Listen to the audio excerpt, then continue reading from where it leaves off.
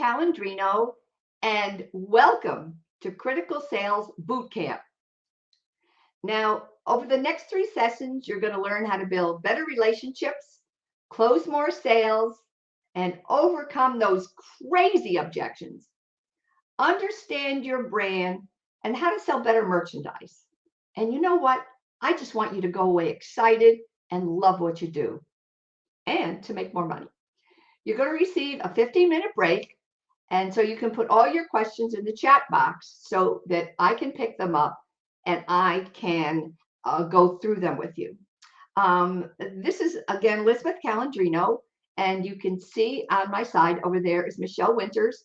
We are from Women of the Flooring Business. I am a columnist for Floor Covering News and have been doing training in the floor covering industry for a very long time. You may have seen me at Tice.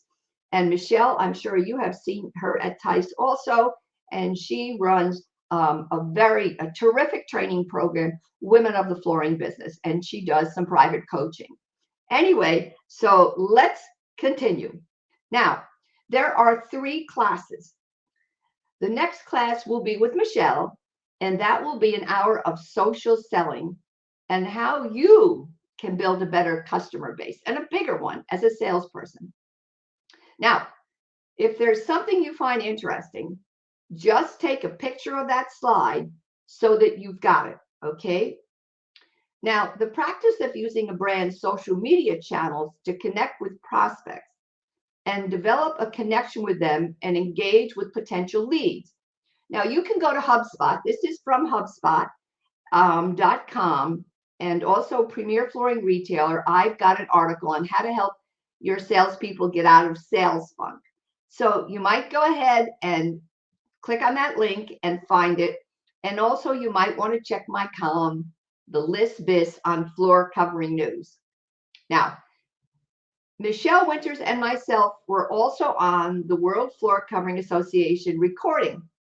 It's on sales, and I believe you will find it very useful. It's probably 40 minutes, and it is a conversation between Michelle and I and some people who are watching. So it's very interesting. You can go ahead and, again, make a copy of this and go watch that. It's free. Now, this is me when I was 8. Now, I'm going to tell you some things, and you're going to say, I can't believe she said that to a customer. My father was in the construction business, and he taught me the value of customer service. And I talk about him in my book, Red Hot Customer Service. So I'll talk a little bit more about that later, but I want to let you know that that cute little girl over there learned some really, really great things, and you're going to learn them as we go along. Now, again, if you like a slide, take a photo with your camera, and then you will have it. You're going to have the recording, but sometimes you just need to see it. Some people are very auditory, and you're going to learn about that in our 3rd section. We're going to talk about a little bit about neurolinguistics for those of you that are a little bit ahead of all this, and you say, oh, I love that stuff. So, but some of us are very auditory. We really learn through what we hear. Some of us are very visual. We learn by what we see. And some of us are what we call kinesthetic. We learn by touch and by emotion. So we're going to learn more about that too. Now, 3 weeks of exciting classes. I would like you now to take a minute, jot down, why are you taking this class? What does it mean to you? You see, if you write down things that are important to you, you'll be able to focus, and then you'll pay attention to them, which is very important. I'm going to, again, give you specific things to write down and things that you might want to work on so that next week we can talk about your wins. Now, put your questions in the chat box. I'm not going to answer them individually. I don't have time, but I will take notice, and you can send me an email. Please stay on mute unless I ask you to unmute. You're going to get a 15-minute break after the first hour. Next, put in the chat box, how many years have you been in the flooring business? For some of you, this is new, and that may make what's changing in the marketplace easier. Like social media, podcasts, TikTok, blogs, Instagram, all things that are helping our persona. Now, remember, you can't have all the customers in the world, but you can have the ones you want if you know who they are and what they need. I'm reading in the chat box. Some of you started yesterday, and there are others that have been around for 10 years. What you're going to learn in the next 3 weeks is applicable to all of you. You know, even eagles need a push. I love that expression. You know, sometimes we just need a little extra oomph to get us moving, right? Now, let's talk about selling and salespeople. Most people I teach hate the word sales. They hate being a salesperson. Now, let's talk for a minute, because I think that it's an old term. I think design consultants, now, if you look at this person here, I think we have to be design consultants. You know, 40 years ago, flooring wasn't that exciting. Now it's just gorgeous. It's beautiful. We are designers. Or we could be customer service consultants. People like customer service, and they think that's a good thing. So again, many of you don't like selling. You don't like the language. And you don't like when telemarketers call you during the day. And you don't think it's a service, but some people think that it is. Now, there's more to selling than just price. Even if you have the right thing for the customer, you don't have to sell on price. So I want you to understand that. You know, we thought that Sam Walton was crazy. He used to drive around town in his old station wagon. This is from his wife's conversation in the book. And she said what he would do is he would have a clothesline wrapped around the top of his car. And on that, he would put new underpants. He thought that women should be able to buy inexpensive underpants, and you couldn't buy them in the small towns. So he would be out and he'd have them pinned on the top, and he would stop and sell them. Listen, people thought that Ray Kroc, who bought McDonald's, was crazy too. And forget Arthur Blank, Home Depot. They thought, what in the world is he doing? Nobody wants a store that big. So you know what? Let's be who we are. Let's feel good about it. And again, I think we are in the design business. Now, what do you have to do to be great at your job? One, you have to be resilient.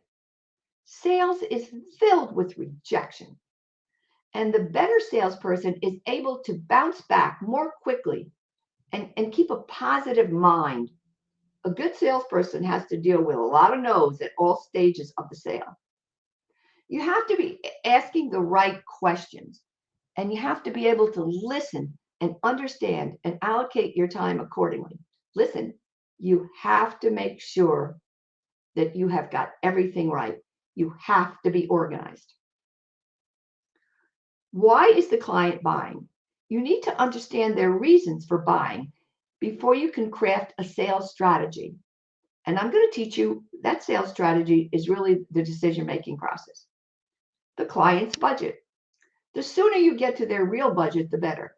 Does that mean immediately say how much do you want to spend? No, because how much they want to, and the word is invest, changes and becomes apparent as they look at products. Now, who is making the buying decision? I don't know about you, but when I was in sales, I can remember when I was new that I would be talking to someone and think I'm really going somewhere. And then they tell me it's for somebody else and they're not making the decision. The client's timeline. Customers can ask all the right questions, need the product, have a budget, and then this doesn't do you any good if they plan on buying next year and you've wasted a lot of time. So you've got to know some things. You've got to know timelines, and you've got to have some sense of budget.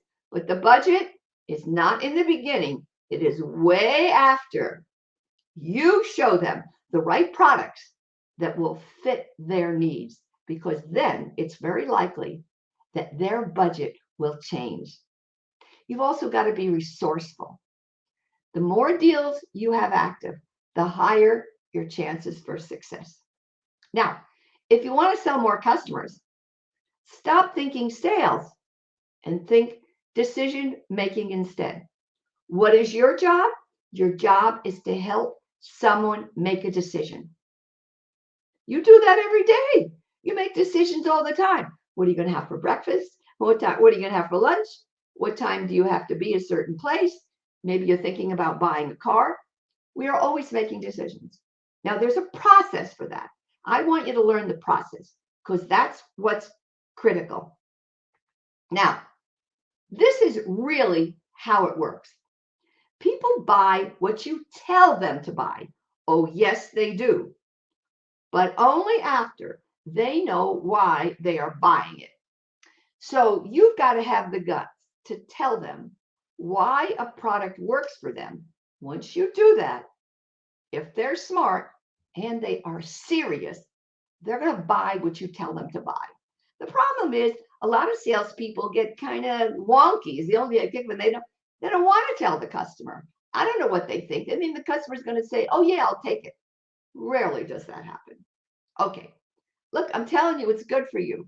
You're going to grow big and strong if you learn the system and you learn how to use it and you work with your customer. Now, look at this little picture for a minute. Which helmet would you buy? This is called building value.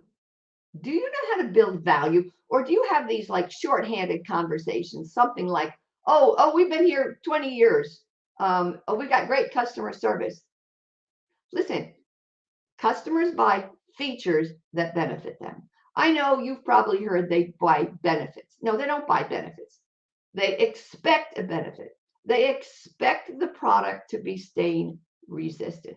They expect it to be scratch resistant, right? Those are the benefits. But what gives them the benefit is something called the feature. That is why you've got to have a product knowledge book. Now, I've got some links for you, but I want you to understand that it's very important for you to have like your own cheat sheet, and you've got to know about everything. And listen, you can't just learn them from your reps. Okay, so take a look at bicycle helmets for sale. One says good quality, $10. Do you use that kind of shorthand? Because if so, you haven't given me any features that I'm going to pay for. The second one is better quality. And there it's a little bit higher in price. And the third one is the best quality. I'm going to put my glasses on. Guaranteed protection, meets all mandatory and recommended standards of all testing agencies. Now that's what we call really giving the customers the benefit. Once you have all the benefits, this is what it does. Then you're going to explain to them what are the features that they have to invest in. Notice I'm not saying buying. We make investments because there's a difference between buying and investing, right? Buying doesn't say that we get anything back, really. Investing means we do. It means we get something long term. So I suggest you change your language and talk about investing. Now, customers don't buy solution dyed nylon. Now, I want you to look on the right. I'm going to talk to you a little bit about this. They buy what it does for them. I think that solution dyed nylon would be best for you based on the type of staining that you have. Now, here's the main difference between plain old nylon and solution dyed nylon. You can explain this to the customer. Maybe you have a prop. Post-dyed fiber is the radish. What that means is after the fiber is made, we then dye it, which means that the dye is really on the outside. So now we cut the radish open and inside is the white, which means that once you get past the color on the outside, you have a better possibility of it getting stained. Now look at the solution dyed fiber. It's more like a carrot. It is this color is put in before it is extruded, which is the term, into yarn. And notice that when you cut this, the color goes all the way through. So if staining is an issue for you, then we want you to buy something that is more like a carrot than the radish. Now, that is a solution dyed nylon. but that's also a polyester. And there are some other things and that other things that you could purchase that are very much like the carrot. So I want you to have a sense about how this works. Olefin is made the same way. Now, selling is what you do to the customer. That's why I hate that language. It's old and not what we do today. What we do today is decision making. That's what the customer does. Nobody wants to get sold anything at all. we buy with emotion. We get a good feeling about something. It's exciting. The color is great. It really is pretty. I love the way it's going to be laid out. But then we justify with logic, which is the part where I have to determine how much I'm going to invest, right? Now, that is the decision-making process. Who buys products? Men and women buy trucks. I work for a marketing company, and we do marketing for car dealers. And we do these marketing letters. And what I do on Saturdays, lots of times, I go in and I interview possible clients who want to buy cars or trucks. And I explain to them how much their car might be worth. I also give them a gift for coming in. And then I find out how many miles on their car and I connect them with somebody. Now, who buys the highest priced trucks? I saw an interview with the president of Ford, and he said construction workers are the best customers. Why? Because of technology. Now, people buy for different reasons. Your job is to determine what is the reason that this person's going to buy. Everybody's different. Now, the Ford F-150 pairs with Microsoft Sync. So when the sync setting is turned on, you choose across all your Windows 10 devices that you sign in with in your Microsoft account, which means you can go back to your office and you can check on a bid, you can check on all kinds of things. Who buys these most expensive trucks at $102,000? Do they argue price? Everyone argues price. Expect the customer to argue about price. Now, last week, he said, the best you have is what I want. And she said, as long as it's red. Nobody in the showroom laughed, or there wasn't a snicker to be heard, because this is what happens all the time, right? So why do people argue price? And this will probably be your biggest objection, and it will come in various ways. I have to go home and talk to my husband. I have to go home and talk to my wife. I got to talk to the dog. I got to talk to my mother. Why do they argue price? They argue because they can, and we let them. Or they think they should.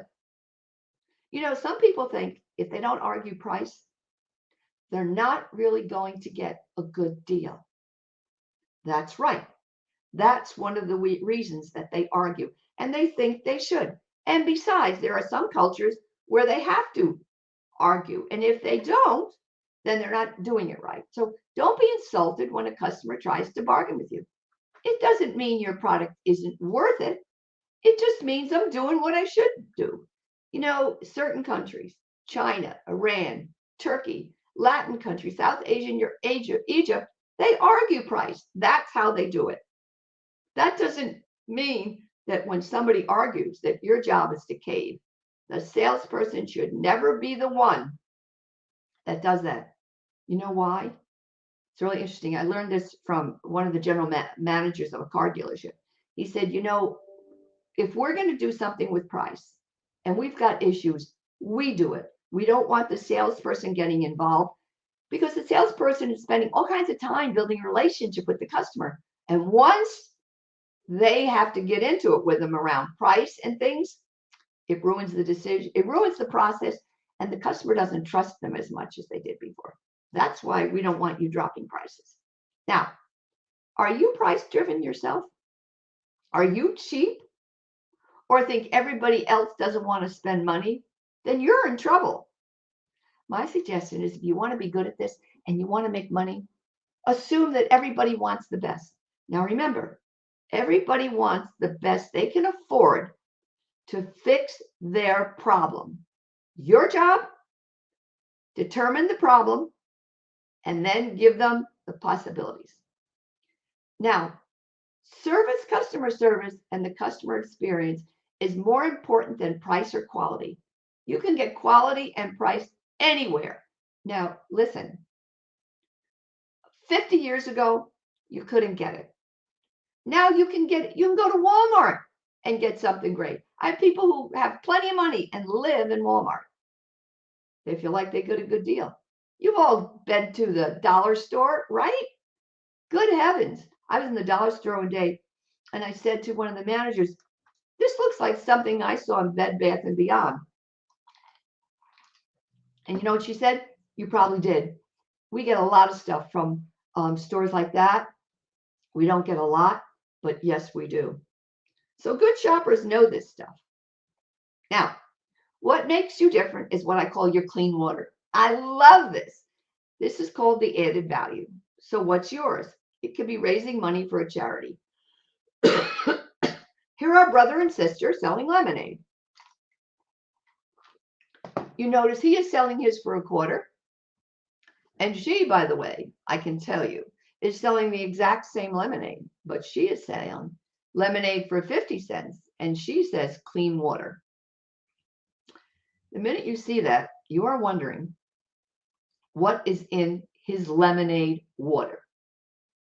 She is giving you the value, and she is giving you the feature that makes hers worth 50 cents. Everybody buys lemonade because it tastes good, right? But she is telling you that there is something else you should be thinking about. And in her case, it's cold, it's clean water. So I'm asking you, what is it? What is your clean water? Now, I don't know if you've ever heard this, but I love this. So you must know what people are really buying. Have you heard the story about the drill? The customer goes in the store and she says, I want a drill. Salesperson, who hasn't been very well schooled, says, what kind of a drill? How big a drill? You want a small one? You want a different color? Salesman shows the customer all the drills, the drill bits, and the customer leaves. He says, I don't know what was wrong with her. I couldn't please her. What a pain in the butt she was.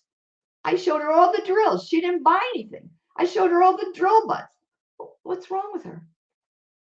What did the customer really want? This is my absolute favorite. Let me share this from a brilliant marketing professor from Harvard.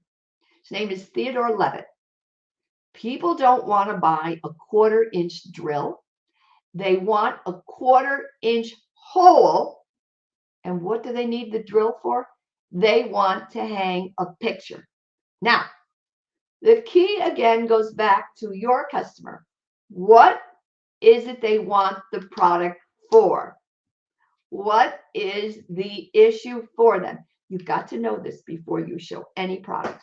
And by the way, new salespeople have a tendency to show product very quickly. I think they're hoping the customer will say, I'll take that. No, no, no. It takes a long time to show the right product. The most important thing is to find out what they need. Look, by the way, how do you look on the sales floor? Do you smell good? Do you look good? Are you feeling good? You know, we like people who take care of themselves. You know, we like people who represent us, right? And again, you can't have all the customers in the world, but you can have the ones that you want if you know who they are. So you've got to be figuring that out, right? Okay. Make eye contact. Now, for some people, this is really difficult. They feel uncomfortable, but I'm going to give you some tips for making eye contact. Now, first, you must find out why your customer is buying and not what they are buying. So all we're doing is just building a similarity relationship. Now, I want to help you understand there's a difference between the similarity relationship and a real relationship. Similarity is like you and I both like the New York Yankees, right? Or you and I like the Boston Bruins. That's a similarity. But what you and I believe in, like maybe the charity that we work for, that is a different kind of similarity. That's a value similarity. And that's the one that is the most profound. And that once we get to that part, then you've got a customer. So stop asking, what are you looking for? Instead, start with small talk. Try and look them in the eye. Now, if that is hard, look at their nose, because that way you won't feel like you're staring and you will be looking at them. Remember, we're alike, and people like people who are like them. So don't look down when you look away. In other words, if you have to look away, look to the side. Don't look down. Rather than looking away, look in another spot on their face. Break your gaze to make a gesture or to nod, or maybe to take off your glasses. By the way, glasses are very powerful. You are following my glasses right now. I'm going to show you how to use them. Whether you wear them or not, you can have fake ones. Let's start with openers. Let's build some commonality. Lots of stores have coffee. Big Bob's, do you have Big Bob's furniture? Makes me laugh. Big Bob's has a cooler filled with ice cream and candy. In fact, the other day I went by a Big Bob's and I said, oh, I'd love an ice cream. So I went in and I said, can I have an ice cream? I mean, I don't really want to buy anything, but I want an ice cream. And they said, of course. That's why we had them. So establish commonalities with your customers. Perception or even a similar voice. Now, have you ever had you be talking to somebody who can't stand the pitch of their voice? My suggestion is you make your pitch just that like theirs. If their pitch is a little higher, make yours higher. If theirs is lower, drop yours. Because as annoyed you are feeling about your pitch, their pitch, which is different, they're feeling the same way about you. So having a similar pitch is a way to build commonality. Now, ask open-ended questions. Open-ended questions are questions that someone has to say more than yes or no. So things like, you know, it's a gorgeous day outside. What are you planning on doing today? That's open-end. Do you like the weather? That's closed, because I can say yes or no and the conversation is done. So I like your shoes, your scarf, your lipstick, or maybe they're wearing a baseball hat with a team name. Wow, how's the traffic out there? How are you navigating that? Are you managing to stay dry with all this rain, or how are you managing? How are you enjoying the sun? Isn't it nice to have some sunlight out there? Have you been around the corner to store X? It's one of my favorites. You want to be building some kind of a relationship. Now, why is the sales greeting important? Lack of acknowledgement from retail staff is one of the shoppers' 3 biggest complaints with shopping. And it contributes to a factor of why they're not buying. And one Salesforce report found that only 32% visit stores because they enjoy the experience. They don't really like it, so let's make them like it. Be you. Use small talk. How are you enjoying the afternoon? Great outfit. Perfect for women salespeople. We can always compliment a woman. We're good with that, and they're fine. How did you hear about us? Very important to know, because you need to know that. Let's say a friend sent them. You ask who the friend is and write that down, because what you're going to do is get in touch with them and thank them. Oh, Sally Sue. I know her. Try to find out exactly who they are so you can call them. That will go a very long way. Did you watch the game last night? I stayed up. Boy, was I tired when I first got up. How's your day going? What are you up to for the rest of the day? Now, this is what happened to me in a store. Great perfume, a salesman said to me. My wife would love it. Now, you're going to love what you learned today.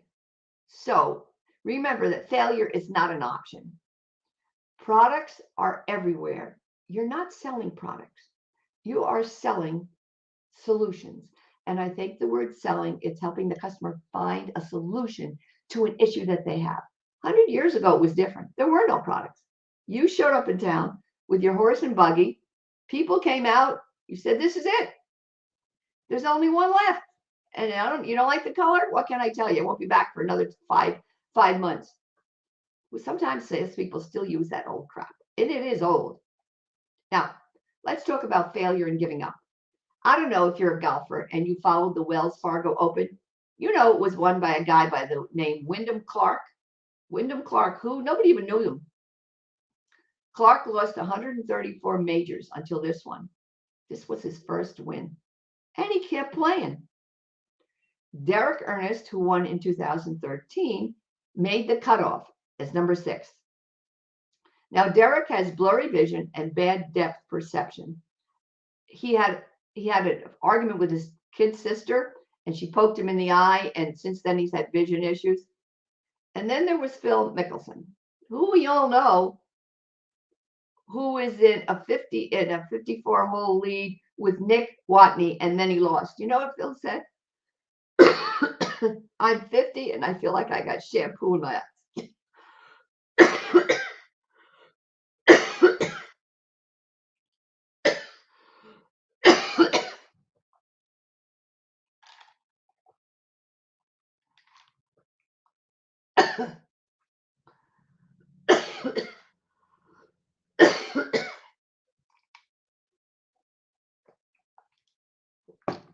Excuse me.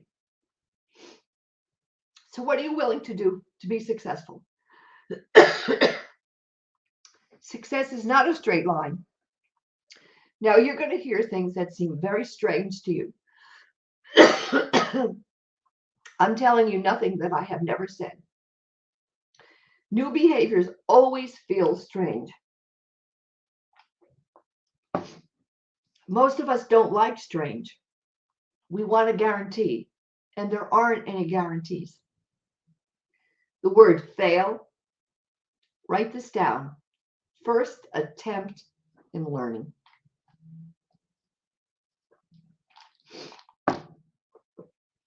Remember, there are no guarantees, and it's not a straight line. Be some wins, some losses, but you'll get there if you hang in.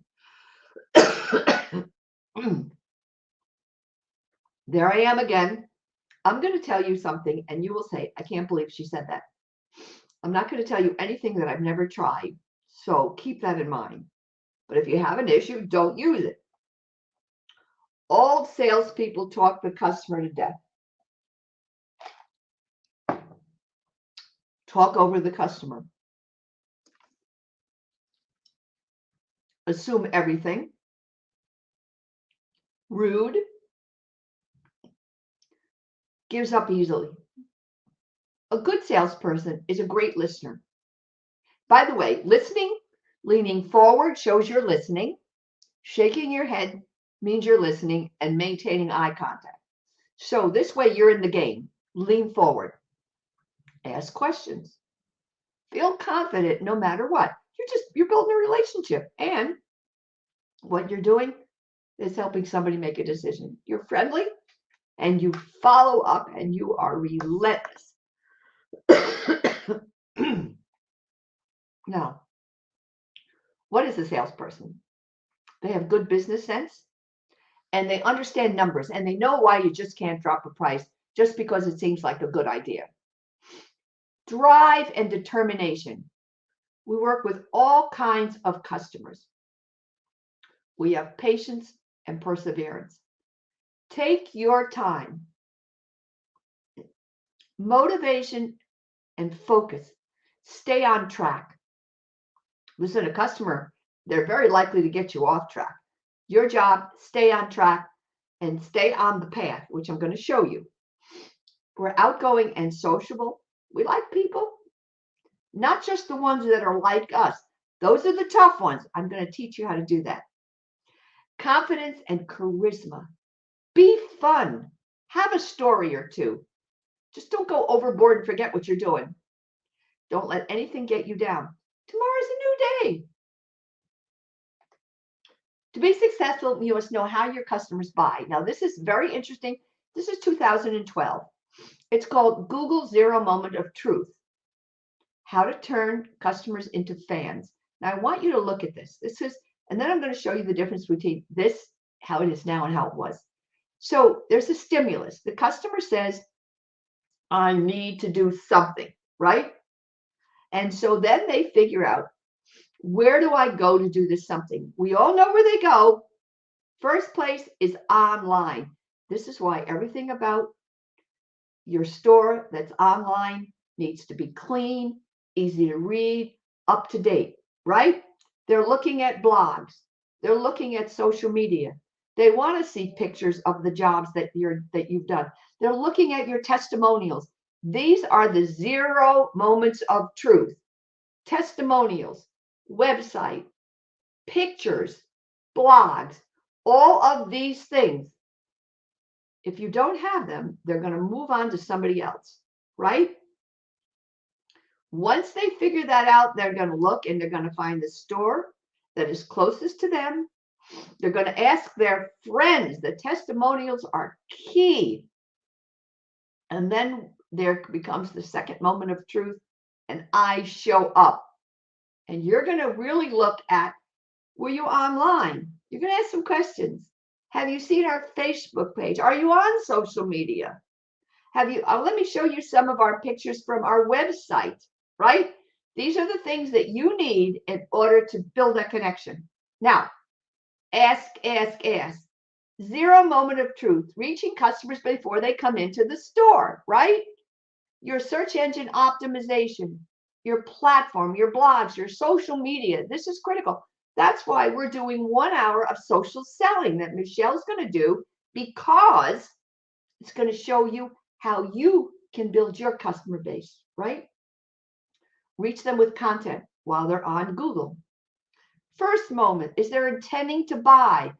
They're thinking about it. Now they go online. Now, this is why having articles about how to take care of your products, things about warranties, things about your installation, and information about the people who do your work. All right. Now, the second moment, reading your guides, how-to videos. You have some videos up there. You have some videos of installation. Those are terrific. How to use the product and how to care for it. The third moment, the customer has become your fan. That is after she has made a purchase and made an investment. She leaves a review on your social media, and she does what we call word of mouth marketing. She tells everybody about you, right? This is by far the most important thing in your business. So that whole 0 moment of truth, kind of familiarize yourself with how it works. Now, are there differences as to how men and women shop and buy? Yes, there is. So you've got to learn the differences. So gender questions are important.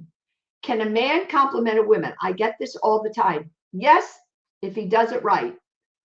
Now, this is what happened to me. I talked about it a minute ago. Men, you can compliment, but be really careful. And if they have a partner with them, not so good.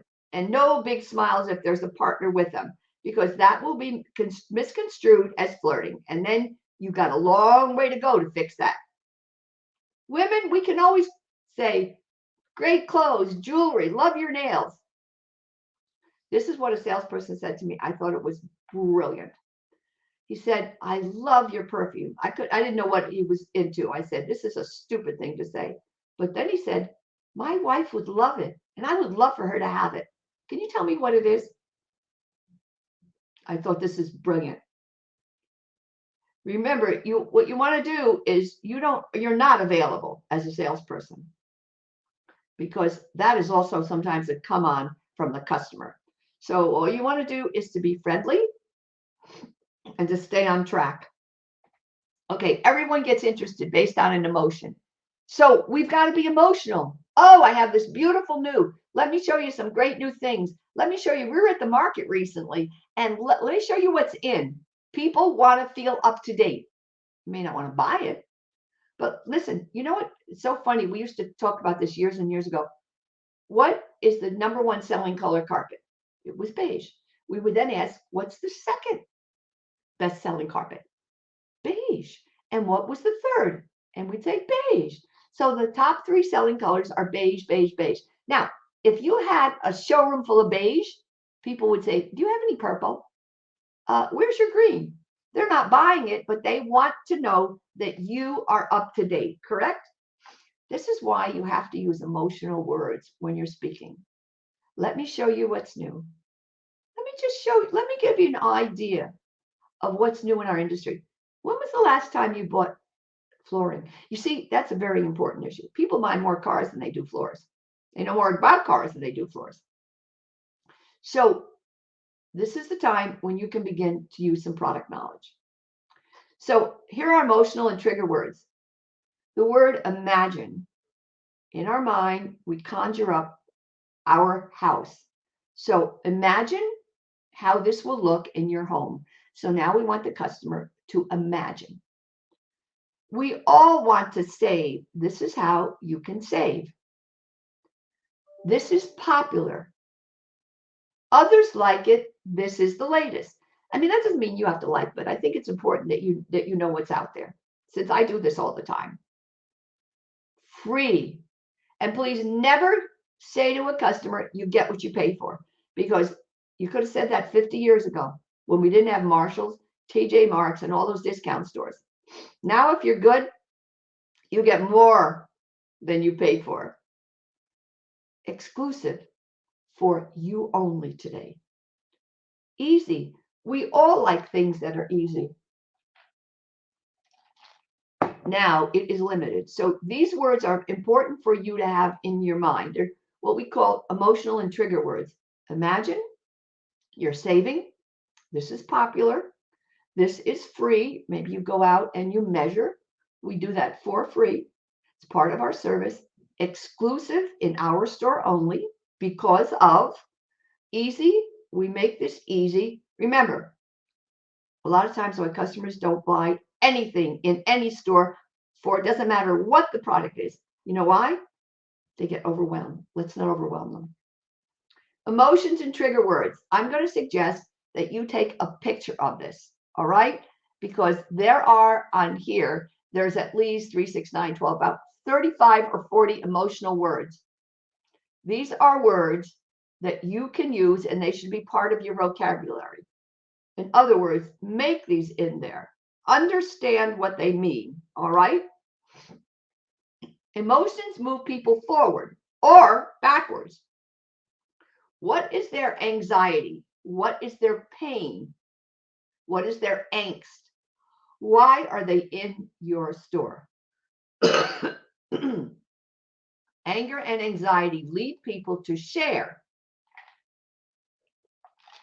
because, like awe, they are high arousal emotions. They kindle the fire. They activate people and drive them to act. Customer says, my floor got dirty. Oh, don't you? Oh, having a dirty floor. Oh, that is awful. What are you're agreeing with them, right? They won't do anything with their floors unless they feel a strong need. So, what is the reason? You know how it is around the holidays. They have people coming. So, holidays are good times, right? That is why during the holidays, I used to do it. I had 7 carpet and furniture stores for 14 years. I was in the liquidation business. I always made sure around the holidays that I had opening for installation.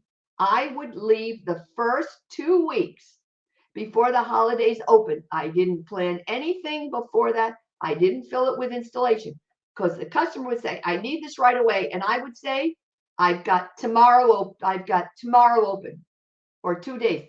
They would be amazed because nobody else had it. I made sure it was open.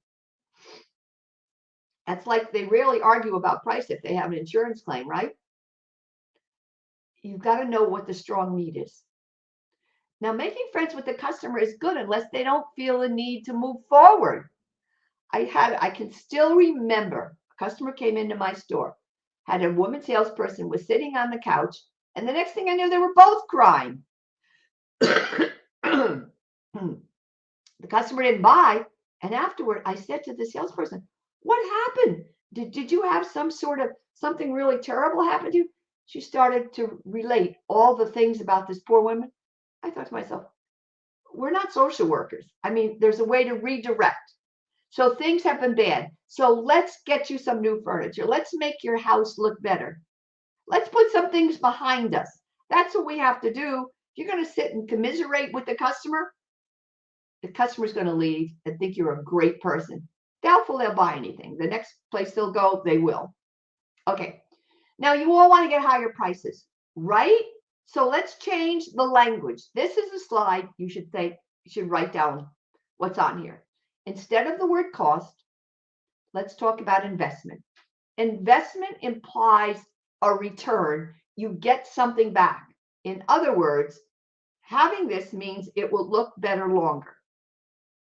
Instead of giving the customer a sample, say to the customers that you will allow them to take not your samples home, but your display pieces. The word sample means free. That's why they throw them at your door and you never see them again. Instead of installers, let's call them craftsmen or craftspeople. Now, this may mean that you're going to have to change a lot of how you think and how to run the store. The point is that craftspeople signifies something else. Instead of price, let's discuss worth. This is worth so much. Not the price of this is, because worth implies, again, value. This carpet is worth X number of dollars because it will provide the stain resistant that you say is important. And you said that's important, didn't you? Now, the words didn't you are what we call tie down statements.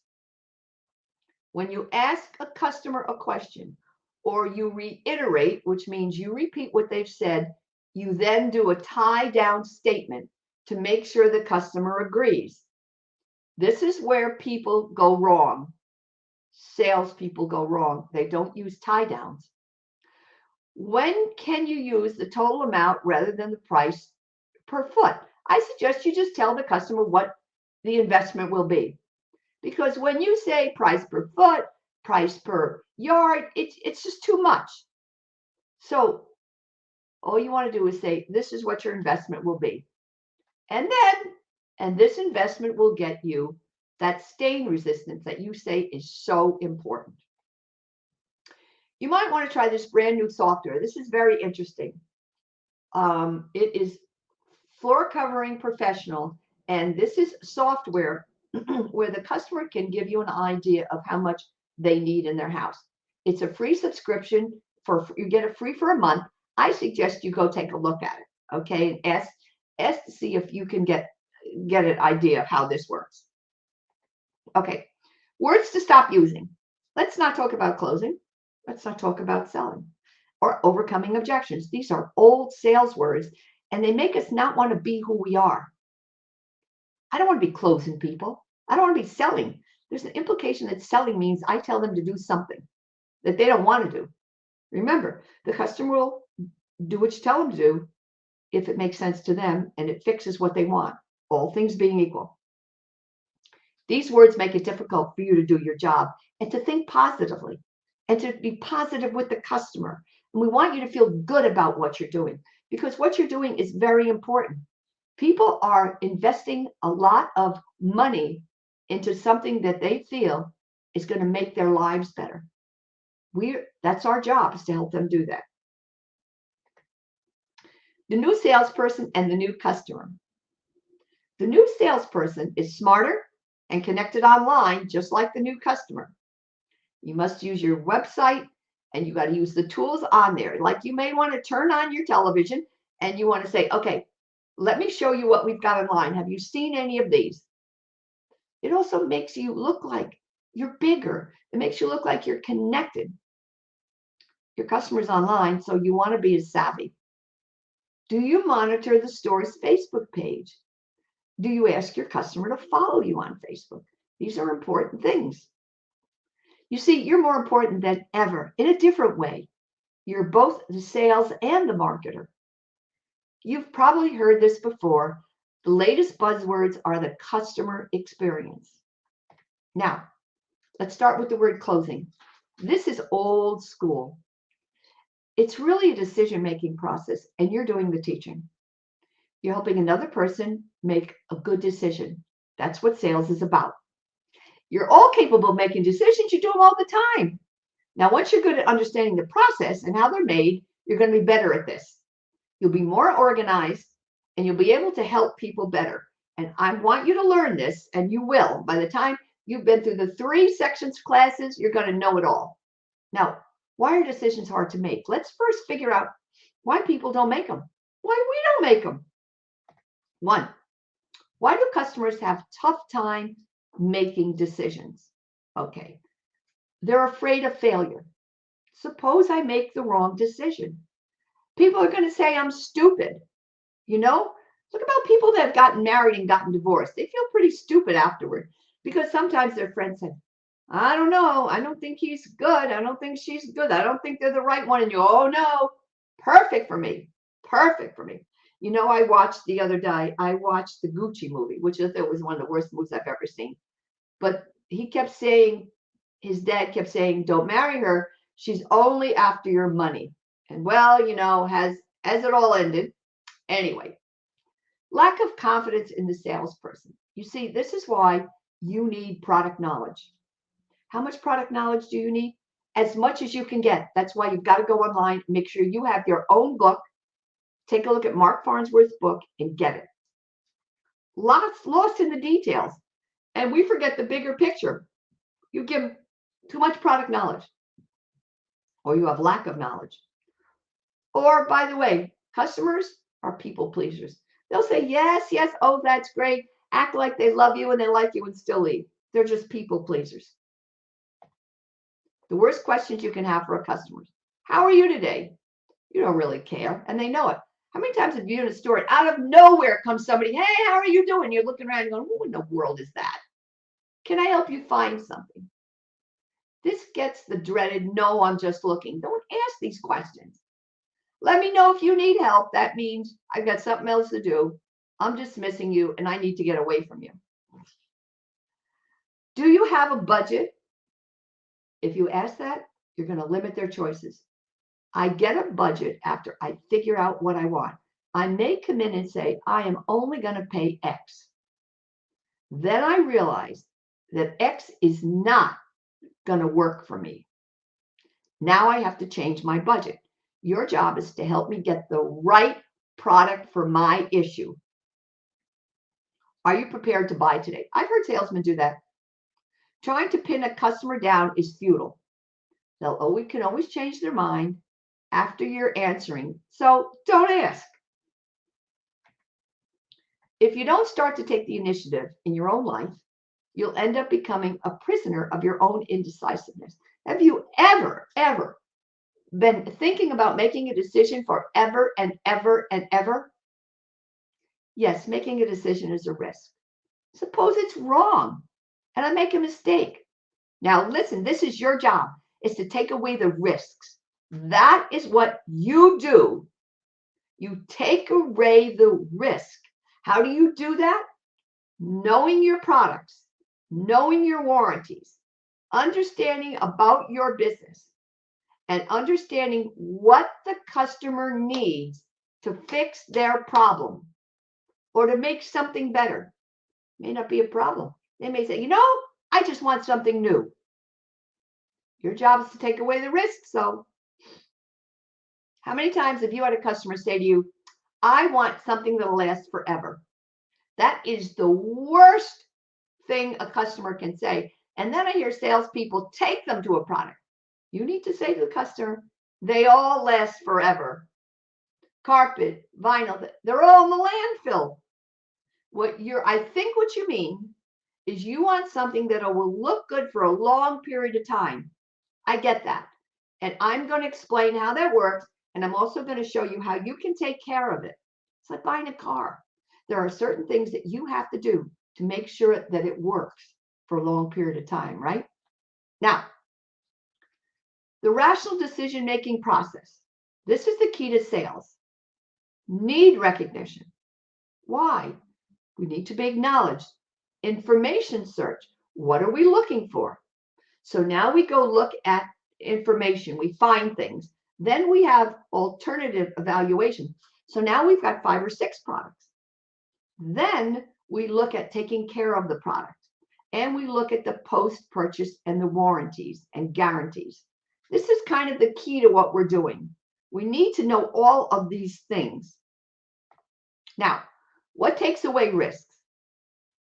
Make it a specific aspect of your selling transaction. Instead of just saying satisfaction guarantee, say things like this. Our guarantees are, I know stain resistance is important to you. I'll tell you how to maintain your flooring. All carpets have stain resistance, but you will have to do your part. None of them are really stain proof. And when carpets are clean, you may need to reapply the soil resist. Simple. Now the customer feels in control. All you have to do is promise a specific benefit or outcome that people can respect and expect when buying. Stop talking about the life of a carpet as if it were alive. Talk about looks. Customer wants to know how long the carpet will last. You can laugh. It will last forever. It's in the landfill. Now, that means if your customer has been in another store and somebody has told that, your customer's saying, okay, those people don't know what they're doing. Okay, quick product overview. I want carpet to last forever. You mean look good. Carpet looks good, lasts forever. It's in the landfill. You must buy good quality with stain resist, and you need to take care of it. I want matte and crush proof. Nothing like that. We have crush resistant. Remember, you keep walking on it, something will happen. Some are better than others. Some hold up better than others, but you still have to take care of it. And maintenance is a key factor. Now, I'm going to do a 3-hour product knowledge class. You will get information on that. I'll let you know. Strictly product knowledge. Here's some carpet information for you, right? Stain and soil resist. Nylon isn't necessarily stain resistant by itself, but it readily accepts and keeps treatments that make it stain resistant. In fact, once treated, nylon carpets are among the best stain resistant and typically more expensive. So does the customer necessarily need the nylon? Would you tell the customer this? No, it's not necessary, because you still don't know what the customer's issue is. You got to know why you're giving a product. Now, nylon also happens to be good for stairs and other high traffic areas. Listen, I live in my house by myself. I don't have nylon on my stairs, and I have white and black print. It's only me and the cat and visitors. I didn't choose nylon. I chose an olefin, which cleans great, less expensive, very stain resist. So if the cat upchucks, everything is good. And if the customer doesn't have stairs, it doesn't matter. You just need to know these things, right? Polyester carpet, it's in a similar boat as nylon, but it is naturally stain resistant. Typically, it is a softer fiber, though. Now, once treated with the stain resistance coating, its ability to repel liquids is impressive. Polyester carpet is arguably one of the best value options. Remember, I didn't say cheap, value options, and it may be softer. That means if you've got 10 kids, it may not be right. Your job is not to let customers know that, but to keep it in your mind as you're showing. Polypropylene and olefin. Pure polypropylene or olefin carpets are regarded as budget products because they have a sort of a waxy feel and not especially comfortable when compared to other fibers. However, the waxiness makes it highly resistant to staining. And so you could say that these products actually make for some of the best stain resistance, but at the expense of comfort. You need to know this, because when you get to finally figuring out what the customer needs, you've got options. Now, customer says, I want a Berber. Berber is coloration. You ever notice the word Berber is in capitals? There is a tribe called the Berbers, and they are the ones that really perfected carpets that have colorations in them, beiges and browns. And what it was is, I'm going to tell you this. Now look, these are Berbers. It can be a cut pile Berber or a loop pile Berber. I suggest you understand that, because you know what? Cut pile Berber and a loop Berber. Most people don't know that. I had somebody call me and say she got into an argument with a designer that came in because she said she wanted a Berber. She took her to the loop, which she thought, and the customer said, no, I want the other kind. I want a cut file. So she got in and said, no, that's not really true. And by the time she got done, the designer said, I'm out of here. You don't know what you're talking about. Berber is coloration. So you can say loop or cut. You can tell them the story about the Berber tribe. You don't have to tell them how they got those spots in them because it depended upon what they fed the animal, because typically it was wool, and what they ate was the coloration that came back, and they wiped the back of the, yes, they did, and they washed it. That's how they got the coloration. That is not how we do it now, but I think that's something for you to know, okay? Triexta or Smart Strand, there's a video about the rhinoceros. You can go look that up. Invented by DuPont. They changed the molecular structure of the product. This is a proprietary product. It belongs to Mohawk. It took them, it was invented in 2005, and it actually took, I think it was 10 years to get it. It has its own designation, and it is partially sourced from corn byproducts. Another top choice for making stain resistant. However, note that most Triexta fiber have a very high fiber density. They're very thick, and there have been problems with vacuuming. You need a good vacuum. Okay, now here we are, wool carpet, 100% natural stain resistant and environmentally friendly. It doesn't perform as well as high synthetic options, but it does possess natural oils that repel dirt. If you've ever gone near a sheep, you should go see a sheep, rub the back, put a little water on them and see how it just beads up. And if you check out the pros and cons of wool, you'll find that wool is unmatched in its softness. However, it's very absorbent, and if you're not quick to clean, it's likely it will stain. We do not put stain resist on it. Now, we are going to just a few minutes going to talk about why people don't make decisions. I suggest that you commit this to memory again. Help identify the goal. Sometimes it's the wrong goal. We're working on the wrong problem. You know, it's like I go buy a printer. I spent $700 for my last printer. Michelle and I were discussing this morning. I went out to buy a printer, and they're showing me printers for $100, and I'm going, I paid $700. And they go, I said, this is what I do with it. And he should have asked, what do I do with it? And then showed me $100 and say, you will not believe how printers have changed. You will not believe how cost efficient they are. Because when he said $100, I just thought, I don't even know what I'm doing here. Gather information. Too much data will get in the way, or data that doesn't relate to the problem. Possible failure, cost due to wrong decision. People don't want to spend money foolishly, particularly now. Lack of reliable data. I've gone to customer service classes because people want to know that. We do a lot of customer service training here. They don't want to know you went to a sales class, so don't bother. Lack of confidence. I'm glad you looked online. We have everything you need here. What is your job? It's to help the customer make the right decision. Let me help you analyze your goals. Remember, take away the scare. Now, objections are never real, unless I'm just a joke and I really don't want anything. They all go back to the decision-making process. Why do people have trouble getting to their goals? Because they don't have any. The same with the customer. Okay, 1, identify and diagnose the problem. A lot of questions, a lot of questions. Develop alternative solutions. Okay, based on what you told me, always say that, which means I'm listening. I heard what you said. Based on what you told me, here are some alternatives. Then you give them the alternatives and you explain why they work. A couple of statements, not, we don't care about when it was invented. We don't care who invented it. We choose one alternative solution. We then implement the decision and evaluate and control. Now, remember, eventually when you get to the decisions is when you're going to talk about price, because this is when it comes up and the customer says, oh my God, that's more than I want to spend. I'm going to tell you what to say about that.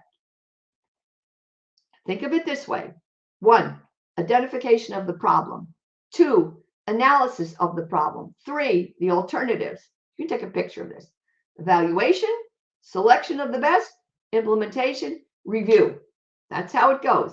Stay on track. This is how we do problem solving. Remember, we're going to start out, we're going to figure out what is the problem, the recognition of a problem, an information search, evaluation of the alternatives, a purchase decision, post-purchase behavior. This is how you take care of it. Critical, all right? One of the most important things that are fueling where people shop today in general, guess what? It is safety. It is time for your break. Go ahead and take your 10-minute break. And I'm going to bring you back here in 10 minutes. And we are going to continue.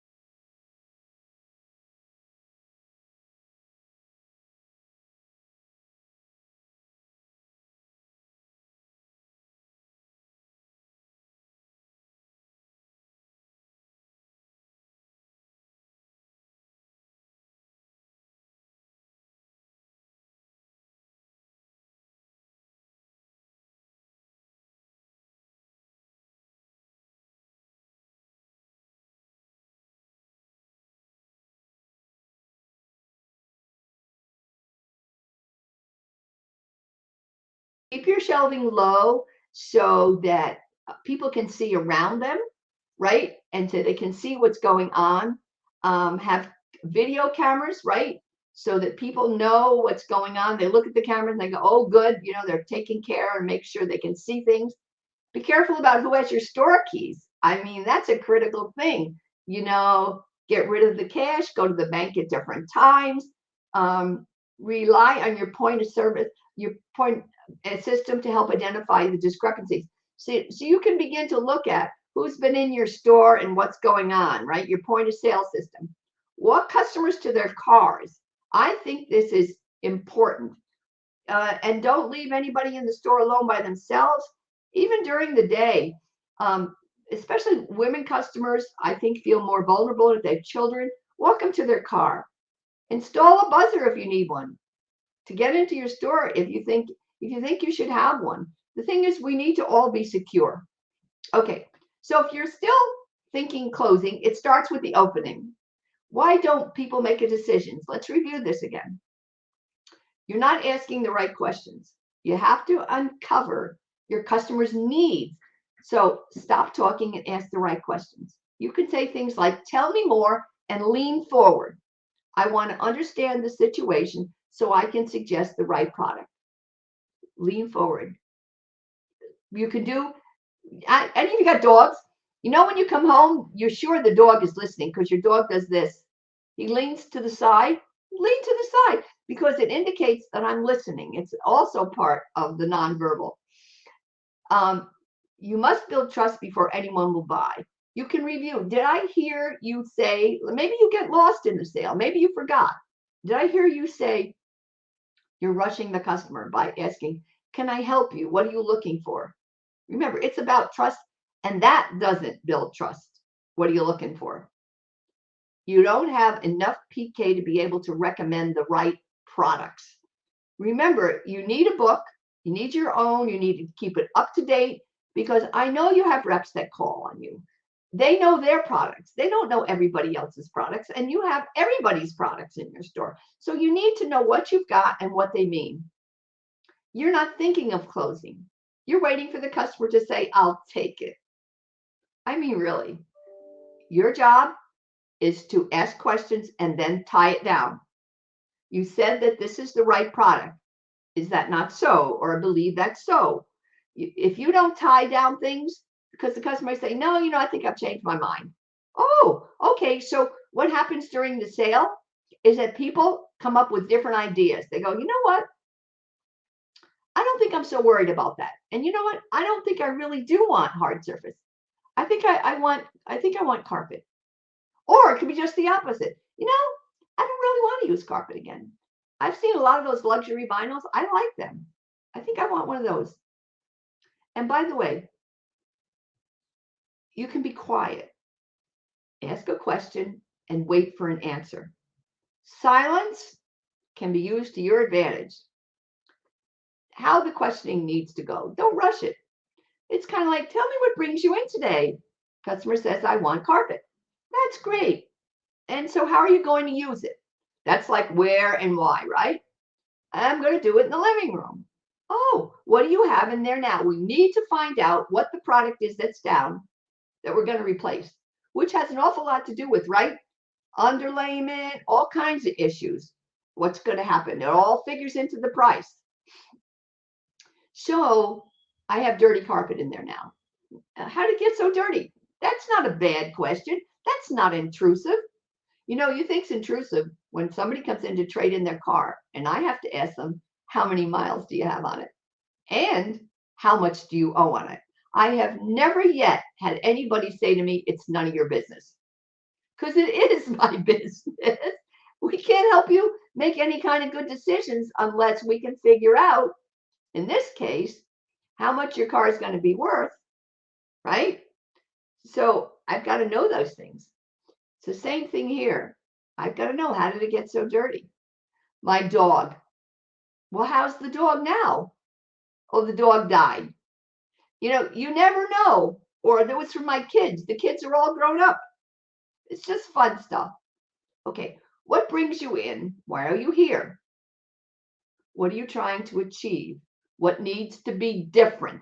I think that is a terrific word. What needs to be different? If we're going to make a change, how come we're doing it? Well, I don't want to have to clean as much. Okay, then maybe hard surface is good for you. You think you're going to miss that soft feel under your feet? Ask them the questions. Don't be afraid, because this is what they're really thinking. If they could think, that's what they're worrying about. Now, by the way, have you seen anything that you like online or in another store? Ask them the question. You have? Well, tell me about it. What was it? How much was it? Why did you like it? They've got to be, the more things you ask them to divulge, the easier it is for them to make a decision, because they're hearing themselves. I'm talking about my situation. I'm learning how to make a decision. See, I'm not good at it. Most people are terrible at decision making because they're scared. They don't think they have enough information. So what you're doing is you are making sure they have enough information. So what do you want to be different? I don't want dirty carpet. That means you don't want carpet, or it means you want to make sure whatever you get is highly stain resistant. Now you're getting down to it. You see, because when you get this far, now you can get into looking at, okay, so we want to look at, remember, the customer expects to have benefits, but that's not what they're paying for, right? So you're trying to figure out, okay, what are the things that they need that are going to cost money? So it's the stain resistant. They buy features that benefit them, and features are what cost. Different features cost more money, right? And so you have to figure out what are the features they need to get that benefit. I don't want dirty carpet. So that means she, or it could be a he, needs to know how to take care of it, right? Or they maybe shouldn't have it. Okay. How much product knowledge do you need? You need as much as you can get, and it changes. How much does the customer need? Only enough to make a good decision. They don't need the Dead Sea Scrolls. They don't need to know who invented nylon, and they don't need to know who invented polyester. They don't need to know that. They need to know what about that product will fix their issue, right? Again, you should have Mark's book. Go take a look at it. Make sure you have your own book on product knowledge so you can keep adding and updating. You know, have you ever bought a car? It's crazy until you decide what kind that you want. Do you need a backup camera? Other safety features, heated seats? Then you decide what kind you want.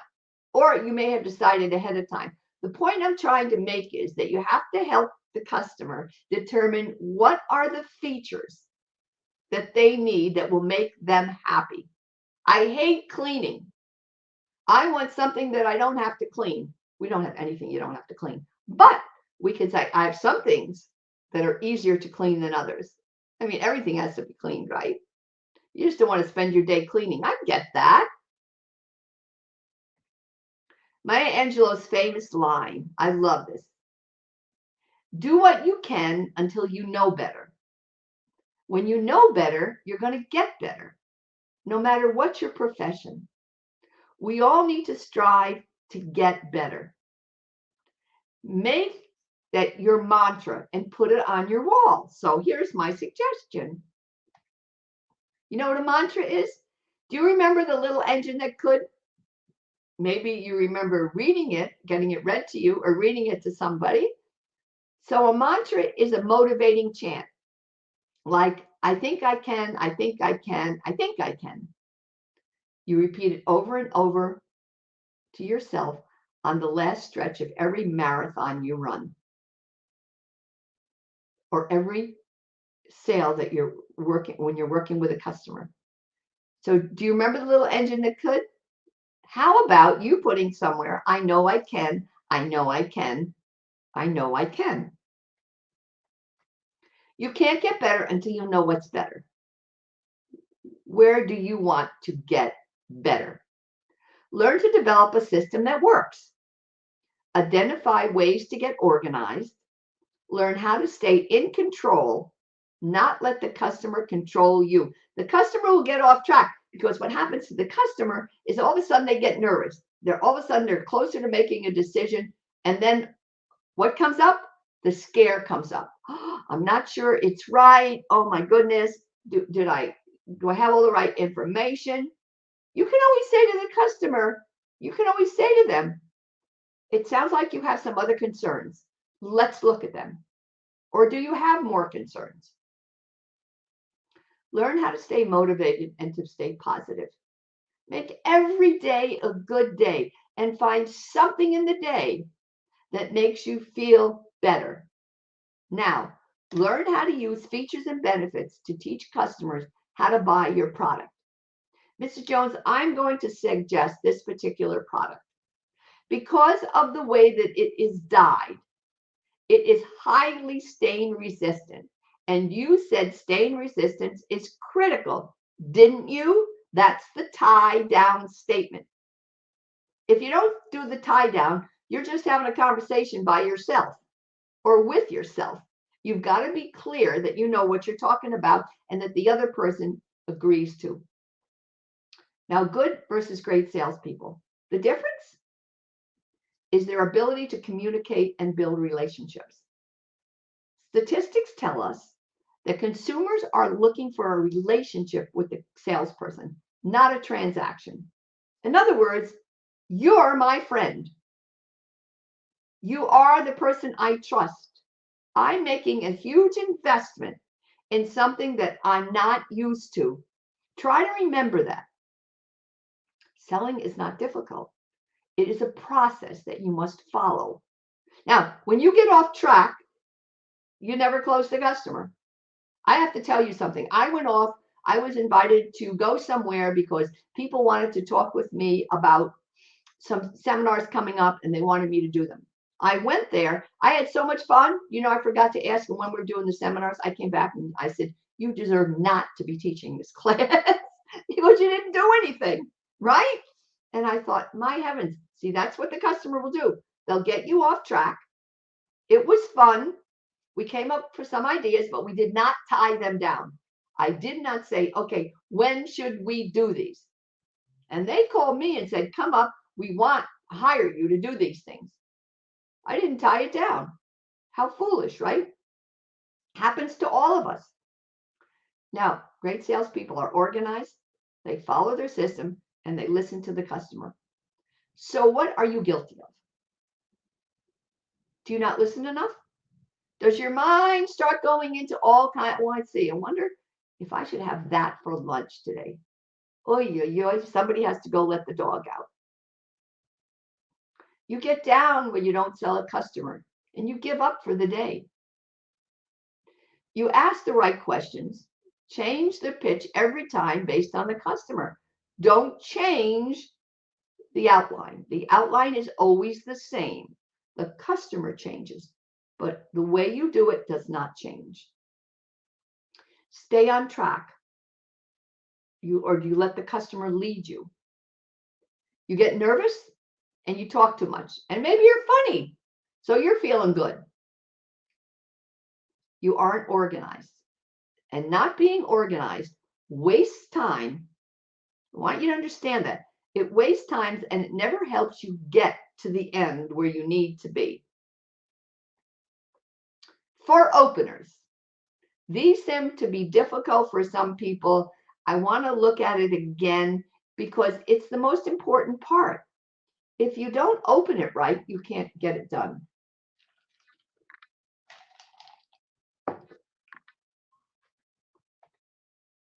Have you been here before?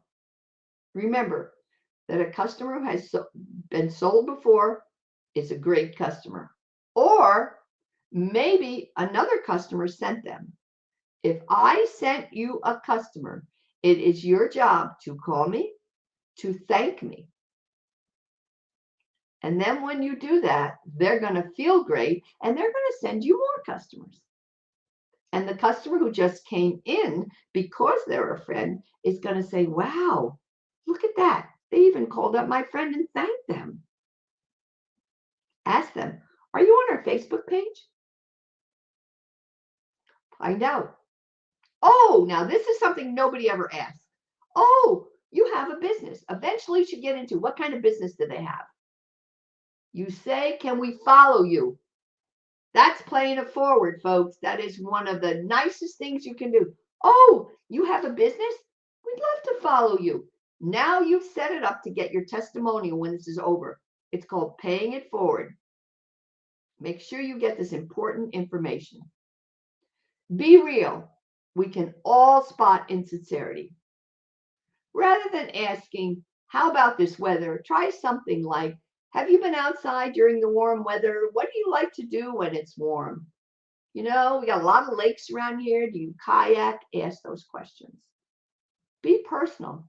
I love this weather. It's good for my plants. My dog loves the walks. Personal testimonials are important when you're establishing commonality. Remember, you're trying to see whether there are similarities between you and the customer. All right. Be authentic. Look, we all know when somebody is not being authentic. Customer associate interactions could be authentic to both the brand and your staff. You should be following an outline, but it shouldn't sound scripted. Be positive. Let's do no politics, even if you think you are all on the same side. I suggest you not even bring it up. I have a doctor that I go to who is very political. She is a terrific doctor. And she's a chiropractor. And we are not on the same side politically. And she said to me the other day, you know, some of us don't think the same way. And I mind my own business. And I said, some of us don't think the same way, but you're the best chiropractor I know. So I'm going to mind my business. And she just laughed. I go shopping to Best Buy. I was testing them.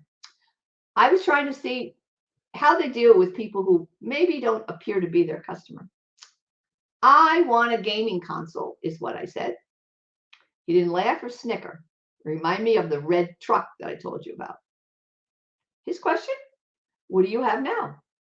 I said, I don't have anything, but I used to have a Wii. And I loved the Wii. I loved that we could play tennis. I loved that we could play golf. I used to invite my friends over. It was really fun.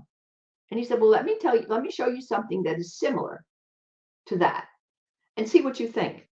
And then I'll show you something that's a little bit different these days, but it's kind of more like what people are using. And I thought that was kind of an interesting statement that he was making about that. He first was going to show me something that was similar. Now, what does that do? It makes it easy for me because I'm thinking, okay, now I understand that, right? He's showing me something I can relate to. He didn't start with the thing, oh, let me show you what everybody's using these days. That would only make me feel crazy, right? Because I don't know what they're talking about. Very good. Understanding your brand. Okay, I believe your brand should be craftspeople who provide custom installation. Now, I have heard people say, oh, I don't know if they're so good. Of course they're that good, or you wouldn't have them. And if they're not that good, make them good. I remember when I was in business, my craftspeople would come in once a month for a 3-hour seminar. We had somebody in the city who used to teach floor covering at the prison. And he would come in and he would talk about seaming. He would talk about new products. He was terrific. I paid them to come in. I staggered them so they didn't all come in the same time. I gave them lunch. But what I wanted them to do was a couple things. I wanted them to feel special because they were. If we had social media then, it would have been so terrific. I would have put it all over my social media pages. But we didn't have it. So the rest of your brand. How long have you been in business? Are you family owned? Long-time employees? Have you won any awards? Have your craftspeople won any awards? They need to all be on LinkedIn. Make sure you put them on LinkedIn. You make sure you talk about jobs that they've done, the kind of things they like, a little bit about them. Charlie likes going fishing, whatever.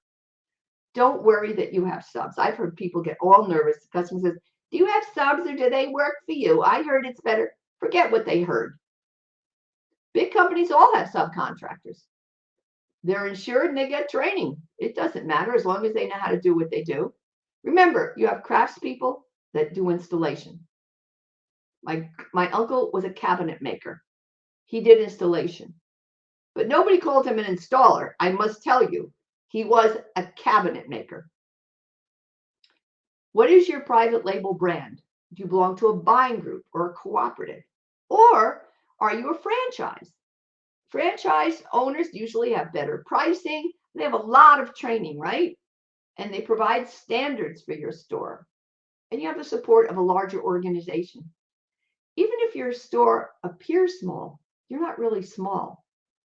Franchise stores are financially sound. Stay away from big. You know what? Big's on its way out. Yeah, you know, ever been to the malls? They have a lot of little pop-up stores.